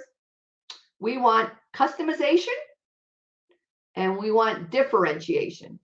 And so we're not so much into them big stores that all look alike. And then what specials do you get because of your brand? Additional product and installation warranties? Talk about them. Okay, golden rule of selling. Always be marketing and sales will follow. Use the golden rule. Honesty, integrity, and understanding. Empathy, thoughtfulness, and any chance you can get, pay it forward. Now, what is the golden rule? The golden rule used to be do unto others as you would have them do unto you. That's not the golden rule. The golden rule is do unto me as I would like it done. Not everybody has the same standards. Your standards might not be as high as mine. Do unto others as they would like it done. Sell as to others as they would have you sell unto them, not sell unto you. Okay, follow up. The number 2 rule is never end your day without taking at least one proactive step to put prospective business on the top of your sales funnel. That means making one call, asking for one more referral, sending a letter, might be a letter, asking for or sending an email or going to a networking event. I have a friend in the car business. He is the only one I know who has little cards and a book of stamps. He writes a note and thanks his customers. He says they never forget, and he likes to cook, so he'll send them one of his barbecue recipes, or sometimes he makes jam in the summer. He saves jam and he has it on his desk and he gives it out. I have to tell you, he is one of the top people in there. He's friendly. People like him, and he's different. Follow up. Follow up, follow up. Remember, it's kind of like the little engine that could. According to a study by Brevet, 80% of sales require an average of 5 follow-ups in order to close the deal. The magic happens around the 7th time. Now, HubSpot talks about this a lot. I suggest you go to HubSpot, and they have a template about thank yous and follow-up. You have to fill out a form, but it's all there for you, and it's free. Follow up, follow up, follow up. How to build value. Opportunities for follow-up. Learning to use the down statements. Customer takes your displays home. They're not samples. Sample means free. Make sure that they're there when returned. And we're going to say, you can borrow my displays. You may charge them. I don't know. Remember, those tie down statements. You're going to return these on Thursday, correct? Customer has to talk with someone at home. You say you're going home to talk to the dog. That's true, right? Or you want to talk to your mother, right? You need to make sure you've got it right, because sometimes we get lost. You know, you're thinking about something else and they tell you something and you didn't get it right. It happens to all of us in our conversations. Customer has to come back with someone. So you want to come back with so-and-so on Thursday. Is that correct? I want to make sure I'm here. If the customer says, well, it doesn't matter if you're there, then you know there's something wrong. Customer has to think about it. Yes, in your mind, you're thinking, what do they have to think about it? So you might say to them, before you go home, I just want to review with you what we've talked about to make sure that we both got it right. That's very important because sometimes somebody misses something. Oftentimes it's the customer. Again, that's correct, right? You might even ask for the decision again. Well, it sounds like you've got it all right. You said the price is right, the product's terrific, and we have the right date for the installation and we can get it right away. Are you sure you just want to go to, might not want to go ahead with it? Go in and ask again. Remember, 5 times and maybe 7. I have to check with. I love this. Somebody told me this. When the customer leaves, you're unemployed. My wife, my husband, my next door neighbor, the dog.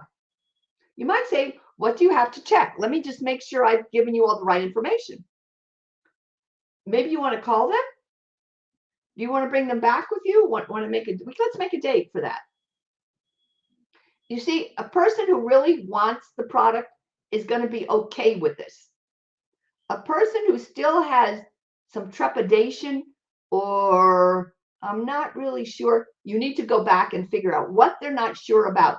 What you don't want somebody to go home with is an unclear information about what they're saying they want to purchase. Maybe they change their mind and they don't even want to tell you because they, oh my gosh, I don't want to do that anymore. I want to change. I want to do something else. It's okay. You see, the hardest part of this whole thing is figuring out what they need. Once you get that done and you have the right thing, it's easy if they're a real customer, right? They say, well, I'm not sure. You go back and you say, well, let's talk about what you're not sure because I don't want you to make a bad decision. Let me make sure I've given you the right information. Let's see.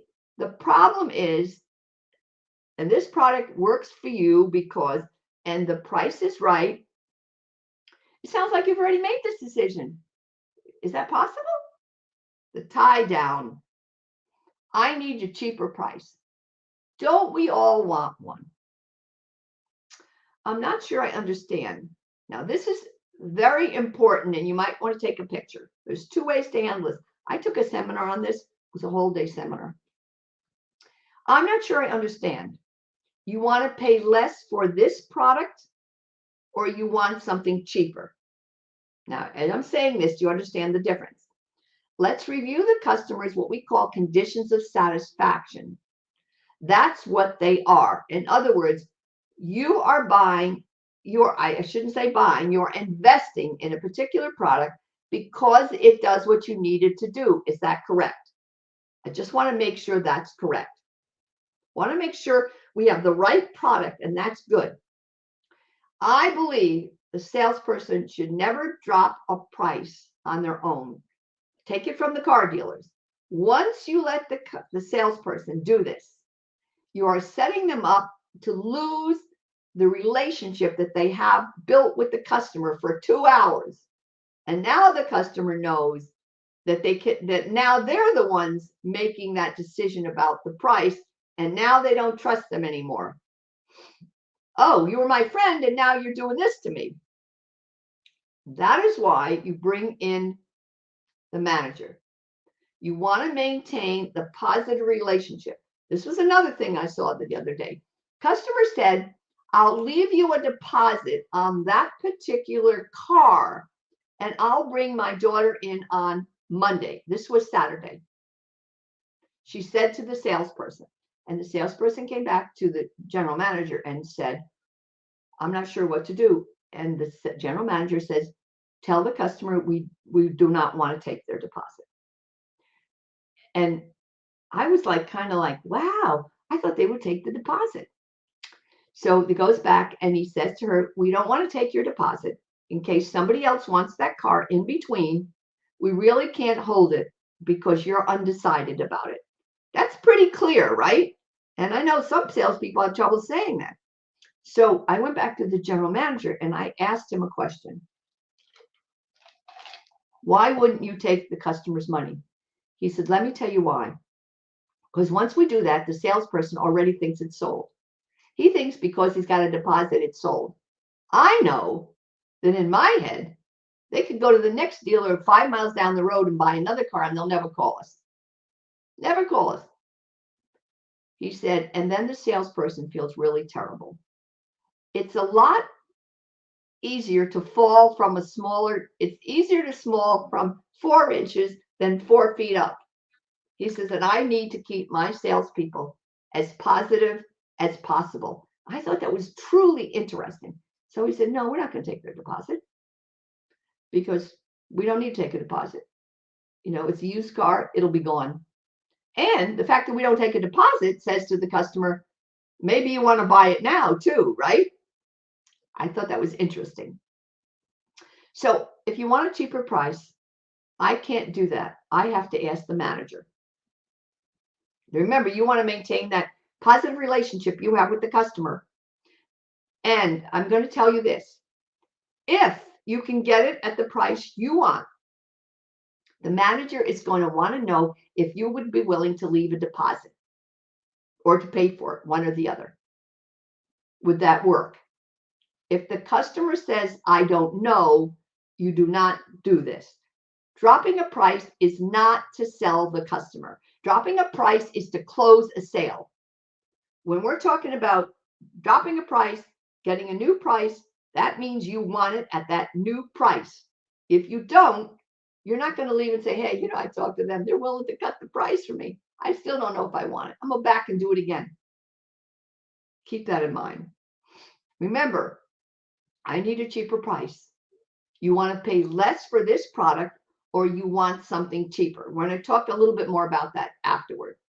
Because you want to pay less for this product means the manager comes in, or you can't afford this one and you need something less expensive. Okay. Salesman shouldn't drop a price. You ask what would be acceptable. Be clear if you can get the lower price. So I have to talk with the manager, whoever. Introduce the customer to the manager and explain the terms. This is Mrs. Jones. She said she would be willing to give you a deposit of X number of dollars. You get that straight if she can get it at this price. The manager is going to kind of repeat that and then ask the customer, say, well, if you will do X, I will. And then if the customer agrees to the terms, you just write it up. You say, thank you to the manager. Thank you very much. And you do it in a way that indicates it's a big deal. Thank you so much. And you turn to the customer and say, that is really, you really got something. You really did get a good buy.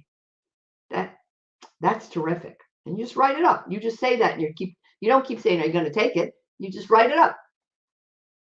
Okay, let's start with rejection. Dealing with rejection helps you understand opportunities for improvement. So you can have team meetings to discuss this. Boy, I feel terrible. Mrs. Jones said such and such. So now you can go back and review. Maybe you missed a step. Typically, we miss a step, and we're not listening to the customer. Never take it personally. It's never personal. Even if it is personal, it's not personal. You know, I don't like the way they talk to me. I don't like the look on their face. I don't like tall people. I don't like short people. I don't like women waiting on me. I don't like men waiting on me. Everybody's got a thing. Everybody's got a shtick, as they say. Never take it personally. Adjust your presentation. Start again. Focus on the next customer. Spend more time. Now,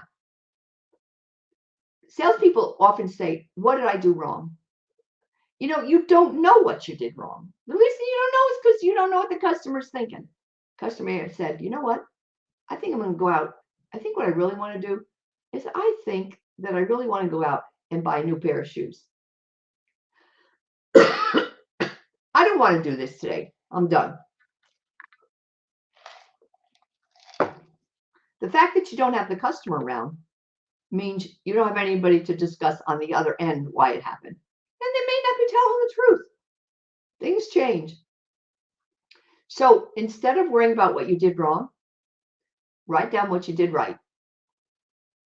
And you can have somebody watch you and say, I thought that my opening was really good. And I kept, no, okay, good.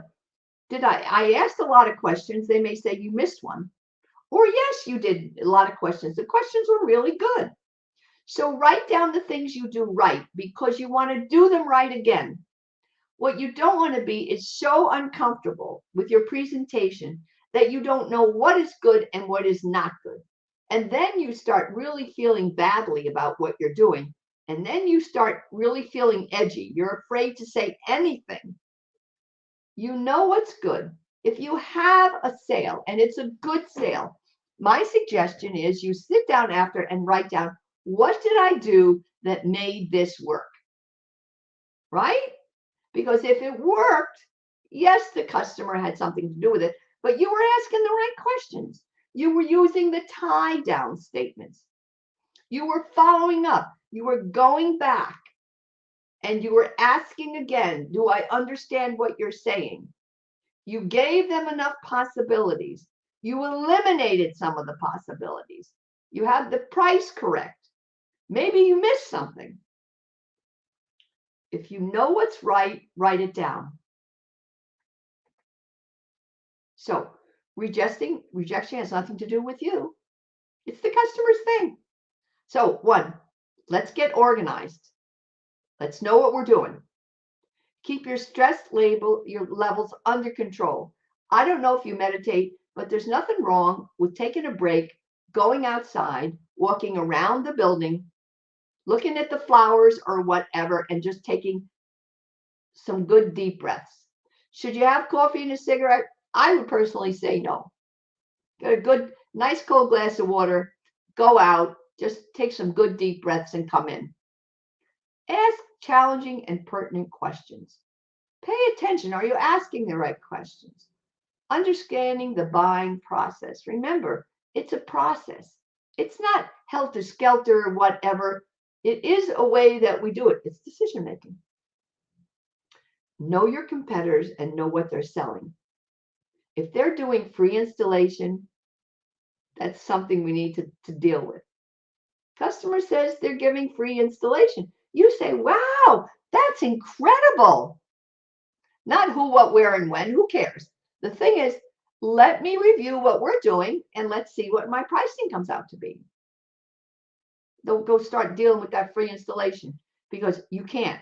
The reason you can't do it is because they figured out how to put the price somewhere else. Or they have figured they're going to get so many that they're going to make it up. They're going to make it up in the price of the goods. So don't even get into it. You have no idea. You say, well, that's interesting. Okay.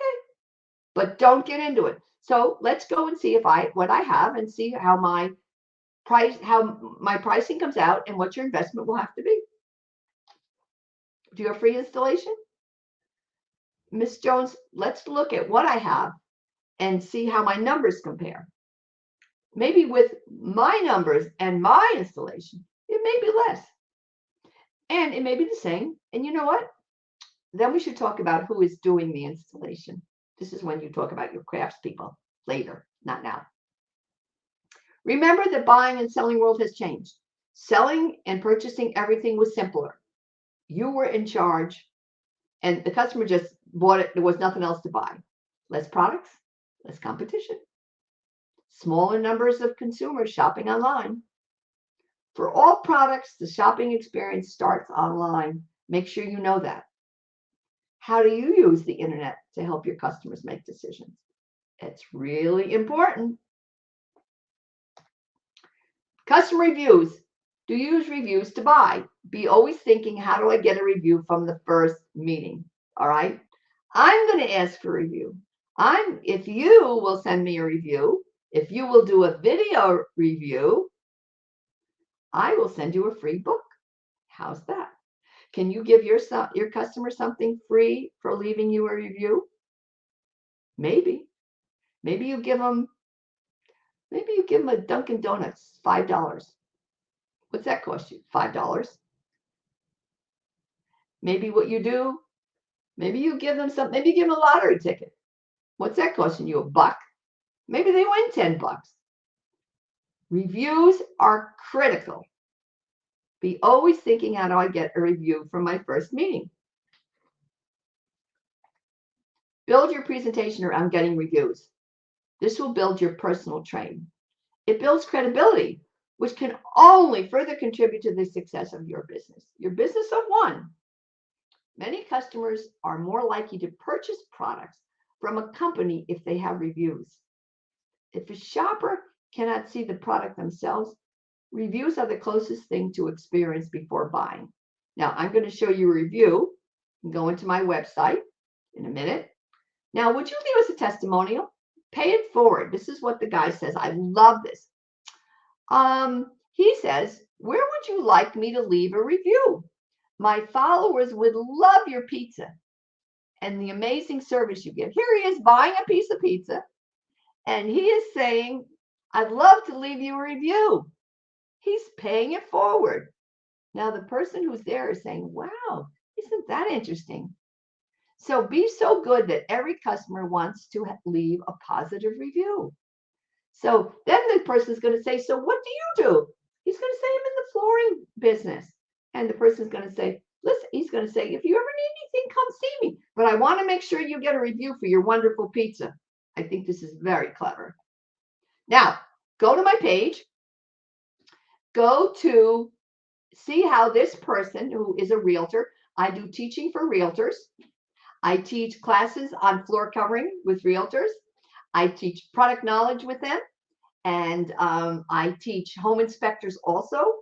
And this is a testimonial. If you'll notice what I did on the page is I put the name of his business up. This is the way I think you should put your testimonials. And that way he gets some bang for his buck, right? So you go into my website, LizabethCalandrino.com, look under knowledge transfer and realtors, and you will listen to him talk. He is very emotional. He's really good at this, and he knows what he's doing. It's the same thing you should be doing. You know, what you want to do is pay it forward. I want you to know that I think you did a great job, and his is terrific. Okay, how do you get a review?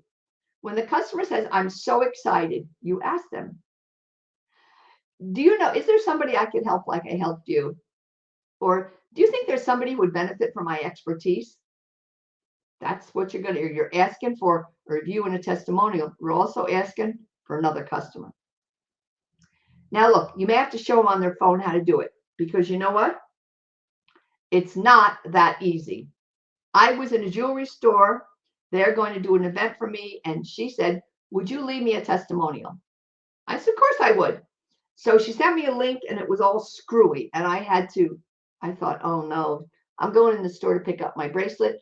I'll do it when I'm in the store. How's that? How about when your crafts person is doing his installation or her installation, and they're in the customer's house? Make sure you have a form that you can take the picture of the customer maybe, and the customer can give you a video testimonial right then and there. And you ask if you can put it up on your social media. Listen, there is nothing more powerful than this. Nothing. You just need a waiver for them. Follow up. If the customer doesn't do it, assume they forgot. Not they don't like you anymore. Remember that people get caught up in other things, and then they don't know how to do it. I have a friend who owns a store, and he says the sale isn't closed until you have a testimonial or a review. That's what he tells his salespeople. Now, do you like my class? I would love you to leave me a testimonial. I'd love you to just like a line or two. I'm taking the sales class and I'm loving it because. And you can give the name of your store. I will put it up on my website. We will put it in the Women of the Flooring business, and it will be up there. I'm loving it because. I'm loving it because whatever. I think the information is good. I think you're funny. I like your hairdo. I like because it was 45 minutes and I got to take a break. I like the part about how to open the sale, whatever you liked. What do you like about the class? I would love for you to leave a video review, about a minute's worth. Now, people don't like doing videos a lot of time, but here she is doing a video. Hi, just do it on your phone. Now, let's put on your list for this week. How many reviews can you get? Go back in. Maybe there's somebody you can call from yesterday or last week, and let's get those reviews, all right? Ask your craftsmen or craftspeople to help with your reviews. What did you like best about our installation team? Have a testimonial page that they can write on. Ask if they would refer someone. Let them know you would link back to their website. Remember, we talked about that. It's pay it forward. It's the little guy in the pizzeria who says, I love your pizza. I would love to leave a review. Look, they didn't even have to ask. And the person saying, well, that's terrific. What do you do? There you go. It gives you an opportunity. Give them an option, short and sweet. Remember, things have changed. Shopping is different, and your job is different. Selling and purchasing was different. Less products, less competition, less people online, nobody online. Since everything starts online, salespeople must be prepared to connect online. You need to do it. Look over here for a second. 90% of consumers admit that buying decisions are influenced by online reviews. 90%. Reviews are the key. And I always look for the bad ones. If I'm going out to buy something, a lot of times I keep looking and looking because I want to see, clothing. It fit good. The colors were great. Then I'm looking to see, it was smaller than I thought. It was bigger than I thought, because that helps me figure out, do I have the right size? Should I change the size, right? Ask if you can post their comments on your site. Pictures of their job. You can ask if you have pictures of them, all right? What does this all mean to you? You got to be smarter and thinking all the time. Where am I in the sale? You have to change how you connect. You're always connecting. Before you sell anything, be clear what they really need and ask yourself, are we focusing on the customer's problems? The salesperson must focus on the customer's need to buy rather than the salesperson's need to sell. That was years ago, right? The new sales model, the old sales model, the new sales model, social selling. Salespeople often focus. The reason you need a good product knowledge is because you got things you love and you show them all the time. It really limits the customer. Oh, let me show you something I love. I don't care what you love. Let me show you something that will work for you. I picked out 4 or 5 things based on your situation. Let me show you them. Would that be okay? Tie down statement. Would that be okay? You don't want to get stuck in things that you love. Okay? In the old days, we thought selling was about pushing the customer to buy anything, and we talked them to death. Now, 55% is body language. Where you stand, how you look at me, what you're doing with your eyes, whether you're smiling, leaning forward, putting your head to the side like your dog does. You know your dog loves you. You come home, tail is wagging, and they do this. You say they're listening. My cat does that too. I'm sure he's listening, right?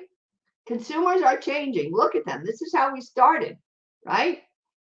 We overlook or we don't understand the customer's perceptions and expectations. So we've got to change, right? Change your conversation. People don't listen. They wait for their turn to talk. Salesperson should spend more time listening than talking. Ask the question and wait for the answer. Say, oh, now I understand, and you repeat it. Make sure you've got it right. What to do with difficult customers? Lighten it up. The salesperson has an interesting statement, a video. Have fun. I think, let's see.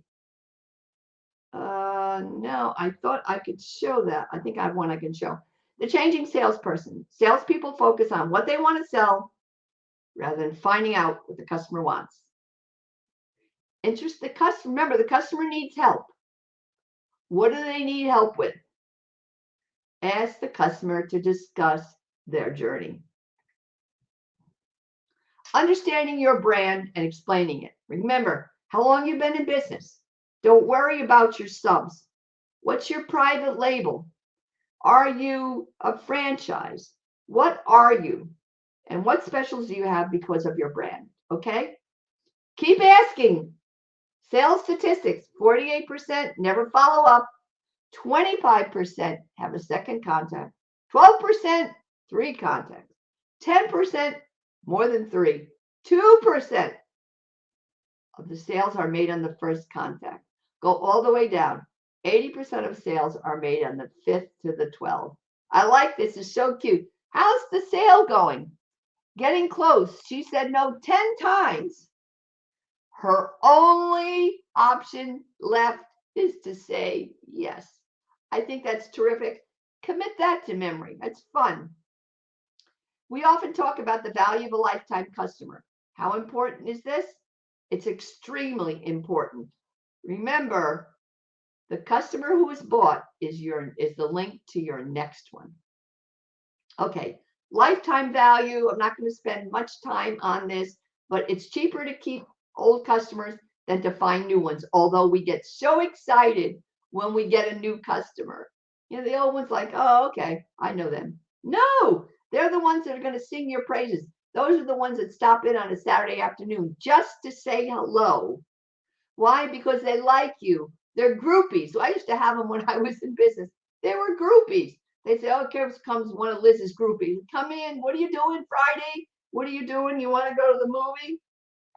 Okay. How to overcome objections. We're going to do a little bit of this. Now, what is a sales objection? A pushback from the customer because they're not yet a believer. You haven't explained the value enough. They're establishing points for future negotiations. I object, and then I ask for a discount and go online. So a sales objection may be, I'm not a believer yet. I don't have enough information. I'm still scared, or I'm just doing it because I think I should. Remember, why objections? Identify the problem. Analyze the problem. Develop some alternatives. Evaluate the alternatives. Determine what's the best. Implement them and review the implementation. All right? Stay on process. Stay on task, or you'll never get to the end and have the customer make a decision. What have we missed? You say to the customer, what have we missed? Let me make sure I got it down pat. What you need, okay? Reflective listening, the potential customer. You're too expensive, the agent. So what I'm hearing is that the price point is an issue for you. You repeat it. By the way, it's better that you use the same language. He doesn't. He should be saying, so I'm hearing it's too expensive. Because saying that the price point is an issue can confuse the customer. Customer didn't say that. She said it's too expensive. I suggest that you say it exactly the way the customer said it. Oh, you're saying it's too expensive. Is that correct?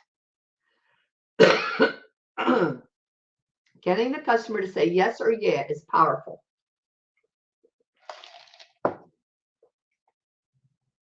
Ask the question and count backwards.